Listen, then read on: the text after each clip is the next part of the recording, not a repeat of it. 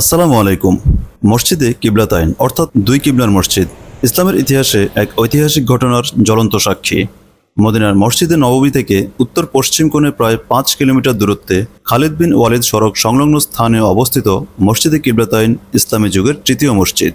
এই মসজিদটি বনু সালামা গোত্রের মহল্লায় অবস্থিত হওয়ার সুবাদে এর প্রথম নাম ছিল মসজিদে বনু সালামা। রাসূল সাল্লাল্লাহু আলাইহি সাল্লাম মদিনায় হিজরত করার পর প্রায় ১৬ বা ১৭ মাস বাইতুল মাকদিসের দিকে মুখ করে নামাজ পড়েছেন।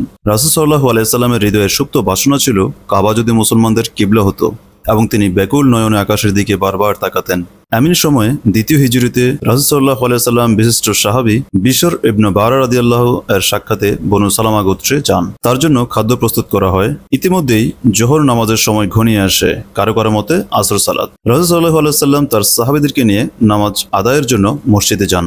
দ্বিতীয় ও তৃতীয় রাকাতের মাঝামাঝি সময়ে জিবরাইল আলাইহিস সালাম মহান আল্লাহর শাশ্বত বাণী নিয়ে অবতীর্ণ হলেন।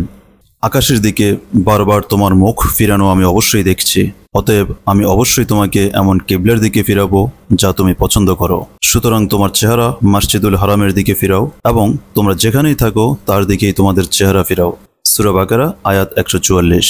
এই আয়াত নাজিল হওয়ার সাথে সাথে নবী সাল্লাল্লাহু আলাইহি সাল্লাম ও সাহাবায়ে কিরাম রাদিয়াল্লাহু সালাতরত অবস্থায় কিবলা পরিবর্তন করেন, অর্থাৎ ৪ রাকাত বিশিষ্ট নামাজের ২ রাকাত বাইতুল মাকদিস এবং বাকি ২ রাকাত কাবামুখী হয়ে আদায় করেছিলেন। বিধায় মসজিদটির নাম হয়ে যায় মসজিদে কিবলাতাইন বা দুই কিবলার মসজিদ। মসজিদে কিবলাতাইন দ্বিতীয় হিজরিতে রাসূল সাল্লাল্লাহু আলাইহি সাল্লাম ও সাহাবায়ে কিরাম নির্মাণ করেন। তারপর কয়েক দফায় এই মসজিদটিকে সংস্কার ও পুনর্নির্মাণ করা হয়।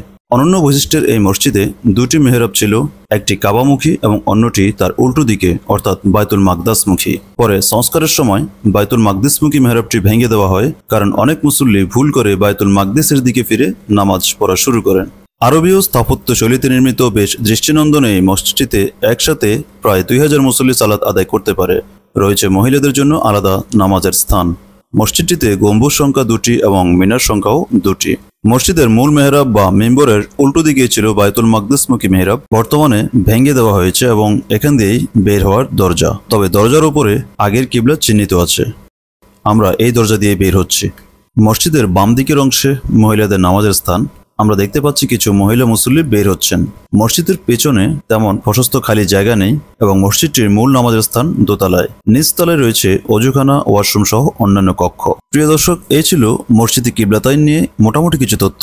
আমরা এর পরের ভিডিওতে মদিনার আরও কিছু দর্শনীয় স্থান নিয়ে হাজির হব ইনশাআল্লাহ। সবাই ভালো থাকবেন। আল্লাহ হাফেজ।